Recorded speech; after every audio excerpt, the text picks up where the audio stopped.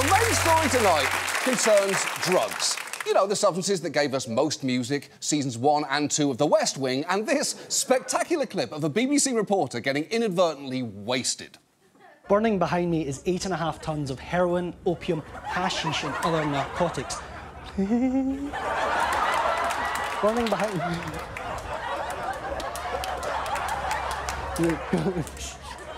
Quick. Well, we just need one more.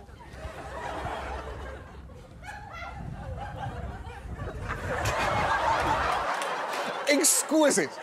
That deserves the Pulitzer Prize for reporter on most drugs. I'm not sure what my favourite part is there, his little giggle. The idea that someone thought, let's put a guy downwind from an 8.5-ton pile of burning narcotics. Or the fact that his main effect on him seems to be to turn him into a total sweetie pie.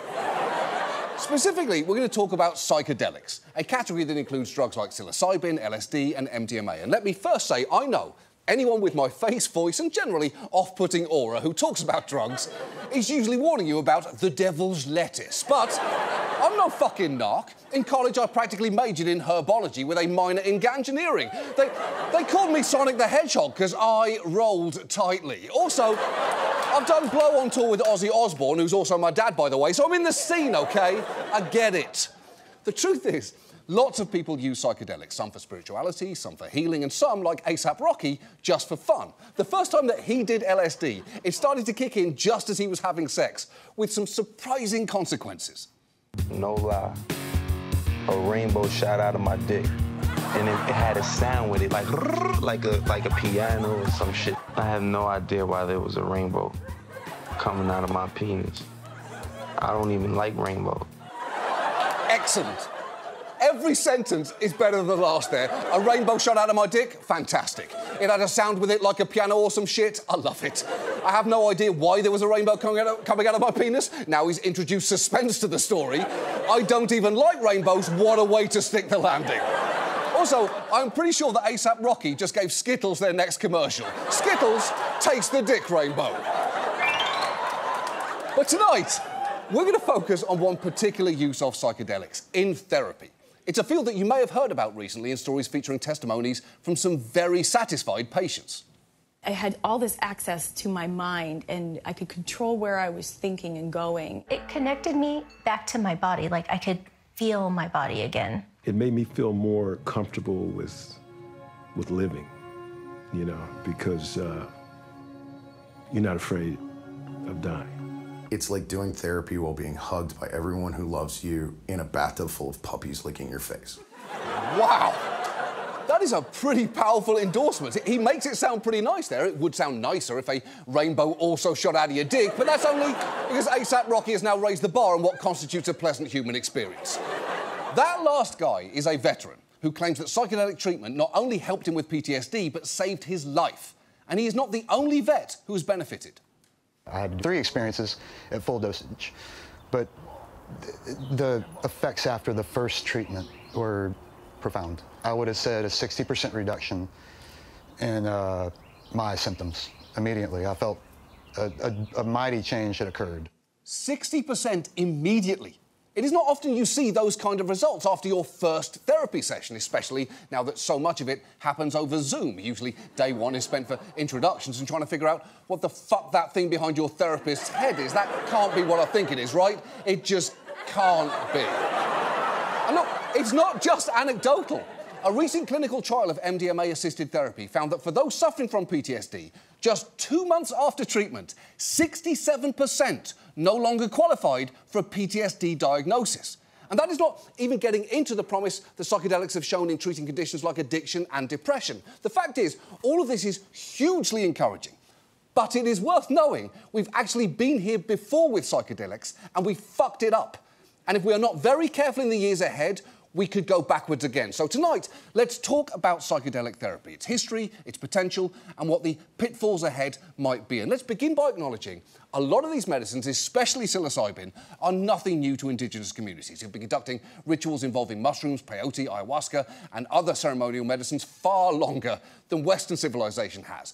But interest in psychedelics outside of indigenous communities really picked up around the middle of the last century. LSD was first synthesised in a Swiss lab in 1938, and a banker at JP Morgan named R. Gordon Wasson popularised magic mushrooms after hearing about an indigenous Mexican woman named Maria Sabina who used them in healing ceremonies and tracked her down in 1955. After several attempts, he finally convinces Maria Sabina to let him taste the magic mushrooms, as they came to be called. He comes back and writes an account of his adventure that is published in Life magazine, of all places. Now, this is astonishing. This is 1957 when it comes out. Thousands of words in the biggest magazine in America. This article, when it's published, is a sensation.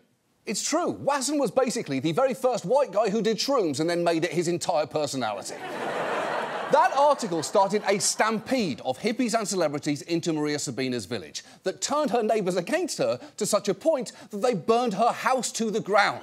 So you can add magic mushrooms to the list of things completely ruined by finance bros, along with vests, dating apps and the middle class.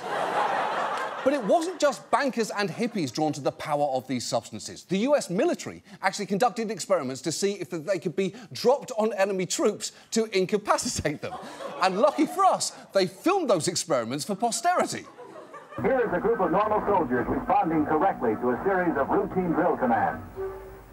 After receiving a small dose of LSD, they're confused and undisciplined. Yeah, you really got them there. Those soldiers went from tightly choreographed parade to tourists trying to decide where to have lunch, and all it took was a tiny bit of chemical warfare. It's brilliant. But even as the army was dicking around trying to invent a literal love bomb, some researchers were using LSD as a mental health treatment. In 1966, CBS News actually followed a man who received LSD as part of his treatment for alcoholism and reported on its startling results. 6 months after treatment with LSD, 6 months after his release from the alcoholics ward at Spring Grove Hospital, Arthur King has started over. At the age of 33, he has gone back to school, something he talked about doing for years. In evening classes, he's studying accounting. Have you had anything to drink, for example? No, I haven't. Nothing at all. And I haven't had any desire to drink anything. That is incredible. But also, that guy is 33? I know that I'm hardly one to talk as a legal 45, but a spiritual octogenarian, but holy shit! People sure aged a lot worse back when we painted everything with lead and let people smoke in the delivery room. Unfortunately, by the late 1960s, psychedelics became increasingly associated with the counterculture, and as the government cracked down on that movement, they began an era of anti-psychedelic hysteria, and it was intense. Junk studies made dubious but terrifying claims like that LSD could warp your chromosomes, and education films employed a wide range of tones and scare tactics like these. This is a fetus from a mother not receiving LSD, a normal fetus. This is a fetus from the mother receiving LSD. I know doctors, and I know lawyers, and I know the most stable people in the world that have taken trips on LSD and are still waiting to return. Unfortunately, these dreamy psychedelic trips are very often one way. OK, that is quite the smear campaign there, from the hamster fetus that looks like dino nuggets to the woman screaming at you about all the doctors and lawyers she knows, to the hearse that apparently makes house calls. And while all of that was nonsense, I do kind of miss the days when we used to get dressed up to watch our drugged-out relatives get carted off to the morgue. Honey, they'll be hauling Jimmy's body to its final stop before hippie hell. Quick, where's my tie clip? Helen!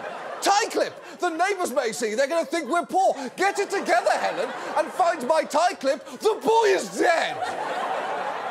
Tall tales about LSD ran rampant. At one point, a Pennsylvania state commissioner claimed 6 tripping Pennsylvania college students stared at the sun so long that they went completely blind. But the truth is, he made it up. He later admitted the hoax, saying that he'd attended a lecture on the use of LSD by children and became so concerned he wanted to scare people away from the drug. But the hysteria hit its absolute peak when Nixon passed the Controlled Substances Act, which placed LSD and psilocybin in the most restrictive legal category possible, alongside drugs like heroin, essentially stopping medical research dead in its tracks. One researcher described the work as being put in the deep freeze. And when scientists started working with MDMA, it too got swept up into the panic, with a journal Science alleging that just one use can cause permanent brain damage in monkeys, a study that got a lot of attention before being retracted after it was found that the monkeys hadn't actually taken MDMA at all, but instead had been given meth. And that is a very different drug. Any study's result is going to change if the independent variable is suddenly and unexpectedly fucking meth.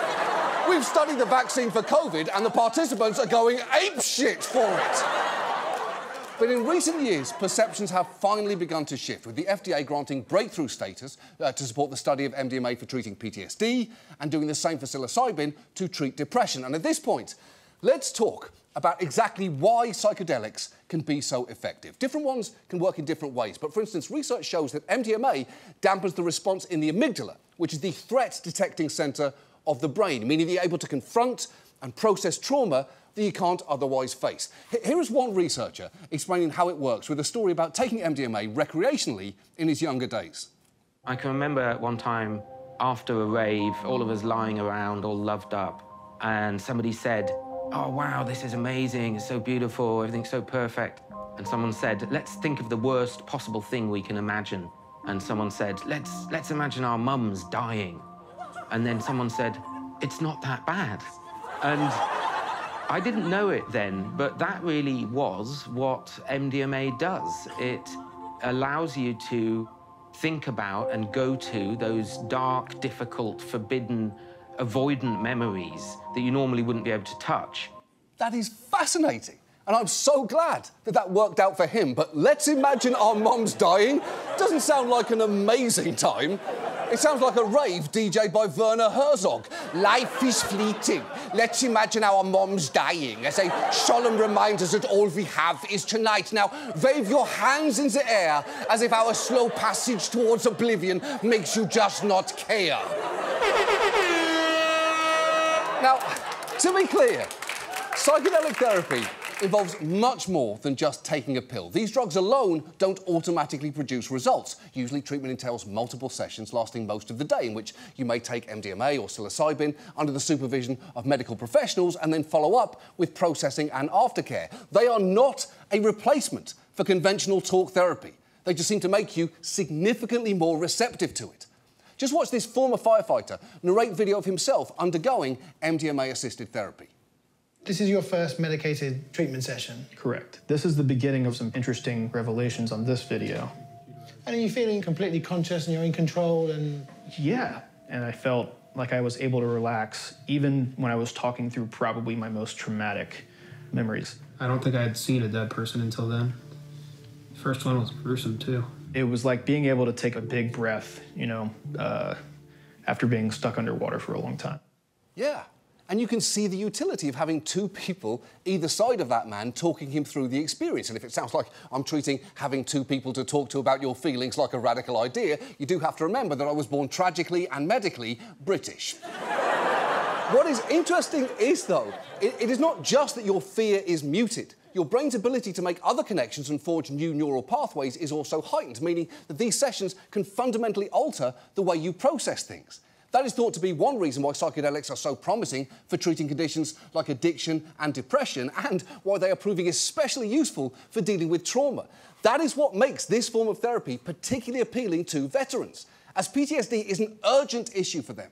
In 2019, over 6,000 veterans died by suicide, a rate substantially higher than the general population. And it's not like the VA's current treatment methods are particularly effective. Remember the guy from earlier who compared psychedelic treatment to a bathtub full of puppies? Listen to him describe the mental health care from the VA that he initially received. I drove to Womack Army Medical Center at Fort Bragg, and I said I was going to kill myself. They gave me 6 Xanax, told me not to take them all at the same time because it might kill me. They asked if I had guns at home, and I said, yes, a lot. They said, asked if I had ammo. I said, yeah, plenty. They said, okay, when you get home, give all your guns to a neighbor. This is like 4 o'clock in the morning. And they said, come back after the holidays. OK, I knew the VA's mental health services were subpar, but I didn't know they stooped to, here's a bunch of ways to kill yourself, but on a system, don't. And anyway, see you after the saddest time of the year. Thankfully, Thankfully, that guy saw such a profound change from MDMA therapy that he's now helping to lead a movement to allow psychedelics to be used to treat conditions like PTSD, eliciting help from Democratic lawmakers like AOC and even Republican lawmakers like Rick Perry and Dan Crenshaw. And that kind of bipartisan consensus has brought us to the tipping point that we're at right now, because so far in the US, these drugs have only legally been available to people in clinical trials. But over the next year, it is widely anticipated that the FDA will approve MDMA for clinical use, with psilocybin expected to follow a few years later, and maybe even LSD one day, meaning that we may be about to finally realise some of the huge potential of psychedelics, which is great, but it is worth being very careful at this point to make sure that we don't repeat past mistakes or indeed make new ones. And those who work in this field point to a few big areas for caution. The first concerns how psychedelics are administered and by whom, because while people have used these drugs recreationally forever and will continue to at parties, at raves, in nature, or to really liven up a baptism, psychedelic-assisted therapy is not for everyone. For example, anyone with a history of schizophrenia or psychosis may want to steer clear. And even if you are a good match, because these drugs can put you in an incredibly vulnerable state, experts emphasise the importance of trying them in a controlled setting, which ideally would involve 2 people present at all times and even videotaping the session, like that one that you just saw earlier. They advise this not just for your own safety, but also because, for all their potential benefits, these drugs aren't always a bathtub full of puppies. We tell people that their experiences may vary from very positive to transcendent and lovely to literally hell realm experiences. Hell realm. As frightening an experience as you have ever had in your life. Now, that does sound bad, although, to be fair, you don't need to take drugs to get to the hell realm. After all, that is why airports have Sabaros. But it is important to note that even those in studies who've reported hell realm type experiences have often still felt that they benefited from the treatment. But safety is not the only worry here. There are also concerns over accessibility. These treatments are likely to be very expensive, and there are some players angling to make them even more so. Just look at Compass Pathways, a for-profit psychedelic company backed by Peter Thiel. It sought and obtained patents to protect its formulations of psychedelic compounds, which already seems pretty aggressive for a drug that, remember, has been around for thousands of years. And Compass's executives seemed pretty defensive when they were pressed about this. Do you really believe that your form of psilocybin is novel and non-obvious? Well, it doesn't really matter what we believe. What does matter is what the US Patent Office believes, what the UK Patent Office believes, what Germany, what Hong Kong believes. And all of them believe that actually it is because we have the granted patents. OK, but we shouldn't necessarily trust the US Patent Office as an arbiter of good judgment. This is the same place that issued patents for an umbrella for your beer, a tricycle with a lawnmower attached to it, and a stick. That's it, just a stick for animals to play with. Someone at the Patent Office saw that and said, "We've never seen a stick before, approved." So take what they believe is important with a big pinch of salt. And look, it is not just the drug formulation. Compass has also tried to patent other aspects of what's often called the set and setting of treatment, from the room comprising soft furniture or being decorated using muted colours, to the subjects lying on a bed or on a couch, or a therapist responding to things a patient is saying, which is just the entire fucking concept of therapy. It'd be like me patenting the concept of wearing a suit while sitting at a desk. I'm clearly not the only person who does this. Now, if I were to patent the concept of doing that while making you wonder why the fuck your TV is still on after The Last of Us has ended, then yeah, that would be uniquely my thing. Now, those set and setting patent applications are still pending, but the very fact they applied for them at all is a pretty clear sign of just how aggressive companies in this space intend to be going forward. And it is not like these treatments are going to be cheap to start with. Experts project a course of psychedelic therapy is likely to cost upwards of $15,000. And given that, as we've discussed before on this show, there's currently a massive shortage of mental health professionals in this country, due in part to how fucked up our health insurance system is, you can see how this could quickly and easily become a big mess, or only accessible to the wealthiest Americans. So there is a lot to figure out here, even before you get into questions like, who will regulate psychedelic therapy? Because the FDA is in charge of drugs, but it doesn't regulate the practice of medicine. Now, state laws could cover it, state regulatory agencies could, or professional organisations might. But someone has to. Because if they don't, people are likely to get hurt, which could then send us all the way back to fear-mongering, bans and research getting put on ice, which is the last thing that we should want to happen. Because there is massive potential here. These treatments have shown that they can sometimes have lasting effects. Remember the world's oldest 33-year-old that you saw earlier, whose LSD treatment seemed to have curbed his alcoholism? CBS caught up with him a quarter century later to see how things were going, and the answer was pretty well. LSD allowed me to see my own mind. There was a problem that I had to resolve, and I faced it, and it disappeared. As far as I'm concerned, I wouldn't take $1 million for the peace of mind that I obtained from this therapy. It was that good, that refreshing, that rejuvenating. And that enduring. Exactly. 30 years later, he was still feeling benefits from the treatment, which is striking. And you would think that we'd have acted on evidence like that, but instead it seems we've spent the last half-century terrifying people with bogus science and giving meth to monkeys. But the good news is we are finally moving forward, and hopefully we will do that with real caution and real care. Because if we do, maybe, just maybe, one day you will see ads for psychedelic therapy on TV with a voiceover warning you that side effects may include visits to the hell realm and rainbows shooting out of your dick.